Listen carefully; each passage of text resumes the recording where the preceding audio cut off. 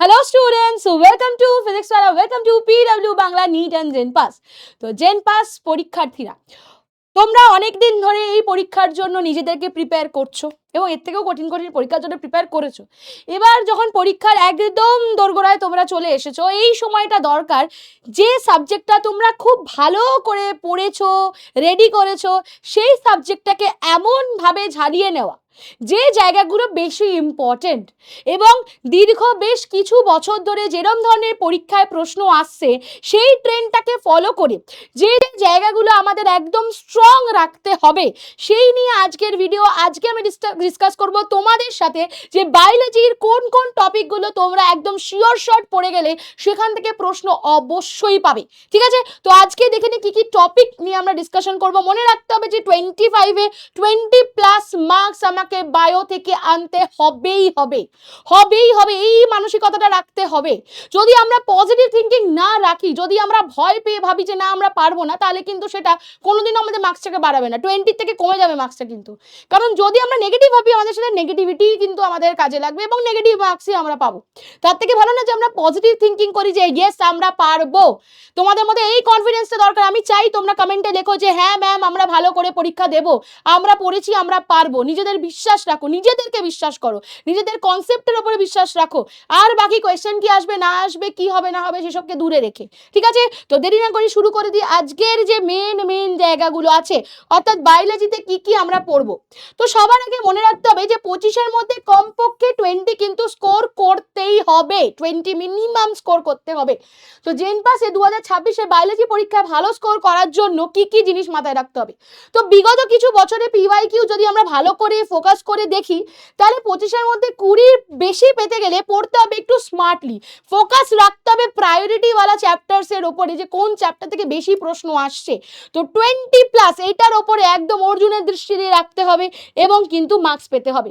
তো প্রথমে একটা জিনিস তোমাদের বলি, যে একটা ট্রেন্ড সেটের কথা বলি। তো মোটামুটি 2022 সালের যা প্রবণতা ছিল, তখন দ্বাদশ শ্রেণী অর্থাৎ ক্লাস 12-এর থেকেই 25 মার্কস মতো আসতো। 11-এ কিন্তু মার্কসটা একটু চ্যাপ্টারসে কম থাকতো, কিন্তু মোটামুটি এখনকার যা ট্রেন্ড দেখতে পাওয়া যায় সেখানে কিন্তু 11 থেকে প্রায় 16 মার্কস এবং 12 থেকে প্রায় 9 মার্কস মতন কিন্তু প্রশ্ন আসে এবং এটা কিন্তু ভ্যারি করতে পারে। যেরকম না যে পুরোপুরি 12 থেকে এলো বা পুরোপুরি 11, তো ইকুয়াল অপরচুনিটি দুটোকেই দেওয়া যায়। বা যেহেতু 11-এর চ্যাপ্টার্সও বেশি, তো সেখান থেকে কোয়েশ্চেন আসার জায়গাও কিন্তু বেশি হয়ে যায়। ঠিক আছে, তো এই ট্রেন্ডটার উপরে ফলো করে আমি কয়েকটা জিনিস তোমাদের বলবো। যে তোমাদের এই যে পিরামিডটা আছে, এই পিরামিডটার 3টে জোন আছে, সেই 3টে জোনকে আমাদের ভালো করে রেডি করতে হবে। প্রথম যে জোনটা হলো দ্যাট ইজ যেটা বেস তৈরি করবে, ভিত্তি বা বেস তৈরি করবে ক্লাস 11-এর ফাউন্ডেশন, যেটা হলো কোষ ও শ্রেণীবিন্যাস। Cell is very important chapter. Cell cycle, cell division, biomolecules, এই যে ইউনিটটা আছে ভেরি ইম্পর্টেন্ট ইউনিট। নেক্সট অন্যান্য উচ্চ গুরুত্বপূর্ণ অধ্যায়, সেকেন্ডারি হাই ইল্ডের চ্যাপ্টার এবং লাস্টে একদম সবথেকে ইম্পর্টেন্ট যেখান থেকে ম্যাক্সিমাম কোয়েশ্চেন আসে, যেটাকে বলা হয় the mega unit, the big 3 chapters. তো ভালো করে দেখে নি সেই বিগ 3 চ্যাপ্টার্স কোনগুলো আছে। তো সেই বিগ 3 যার মধ্যে 50-60% কোয়েশ্চেন যেখান থেকে আসে, তার মধ্যে রয়েছে অবশ্যই হিউম্যান ফিজিওলজি। এটাই তো একটা বড় 6-7 খানার ওপরে চ্যাপ্টারের একটা বড় ইউনিট।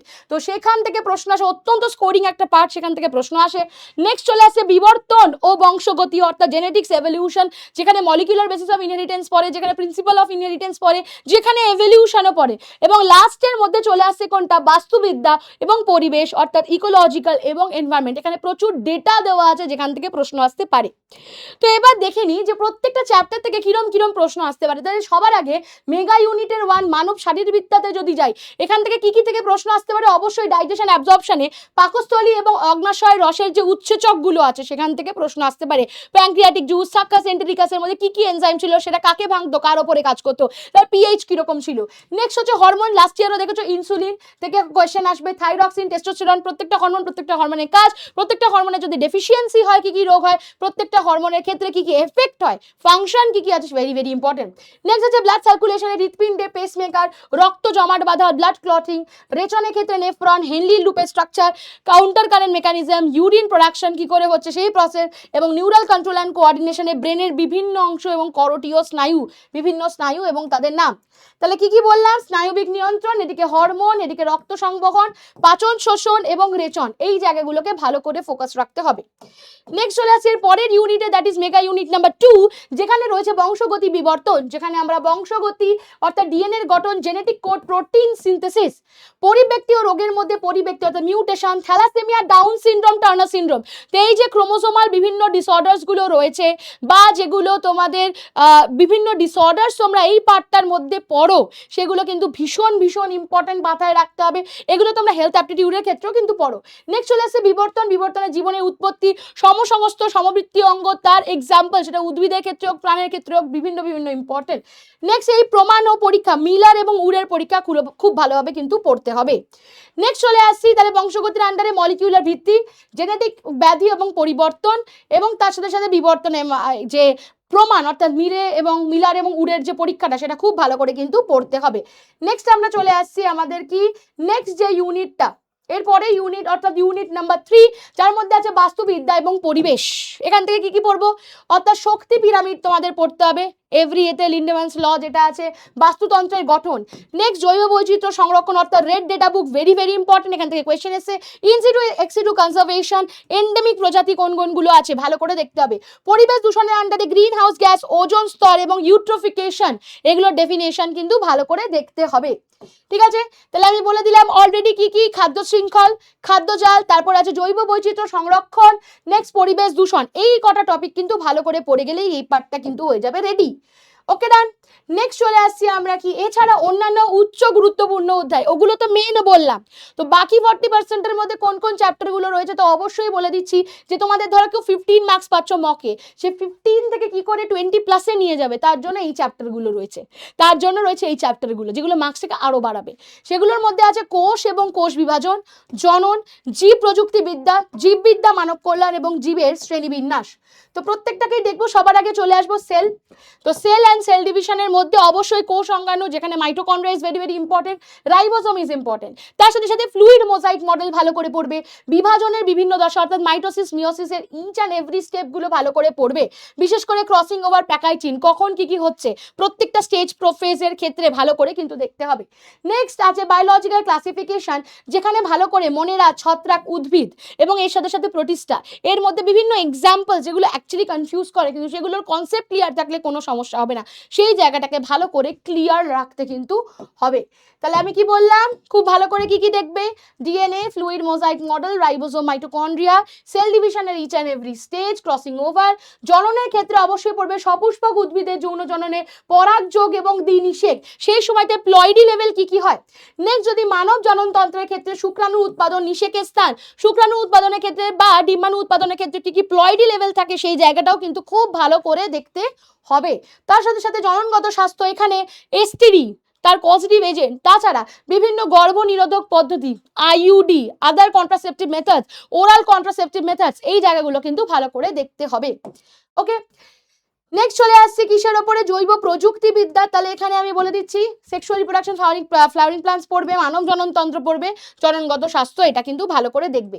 নেক্সট চলে আসছে কিসে না, জৈব প্রযুক্তিবিদ্যা যেটা রয়েছে সেখানে অবশ্যই ভালো করে পড়তে হবে PCR, very important, restriction enzyme, cloning vector, PBR322, যেটা তো আমার নামই PBR322, সেইটা ভালো করে পড়বে, প্লাজমিড এবং ট্রান্সজেনিক উদ্ভিদ থেকে প্রশ্ন আসার সম্ভাবনা কিন্তু রয়েছে, অর্থাৎ অ্যাগ্রোব্যাকটেরিয়াম টিউবারফিসেন্সকে কাজে লাগিয়ে লাস্ট 2 বছরে কিন্তু আমরা দেখেছি দুখানা প্রশ্ন এভরি ইয়ার, 2 ইয়ারেই কিন্তু বিটি কটন থেকে কোয়েশ্চেন এসেছিল।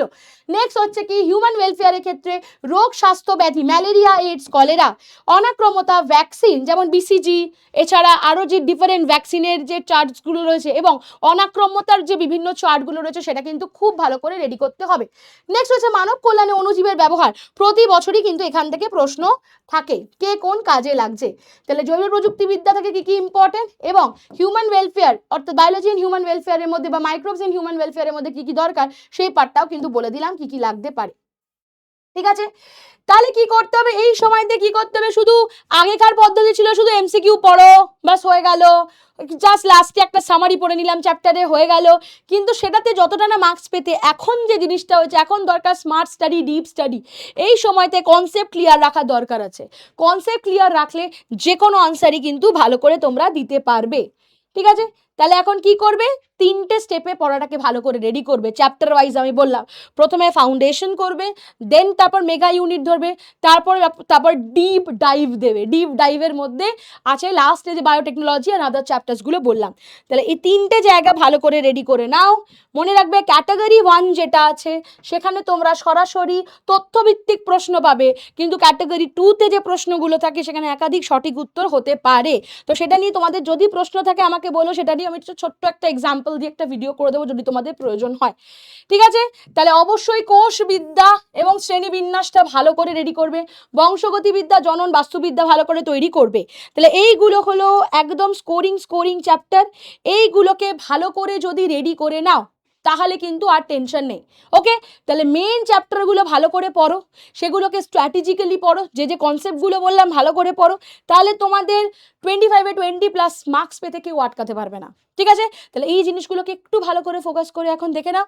যদি কোনো ডাউট থাকে জিজ্ঞেস করো। টিল দেন ভালো করে পড়তে থাকো। তোমাদের প্রত্যেককে অল দ্য বেস্ট আর থ্যাংক ইউ।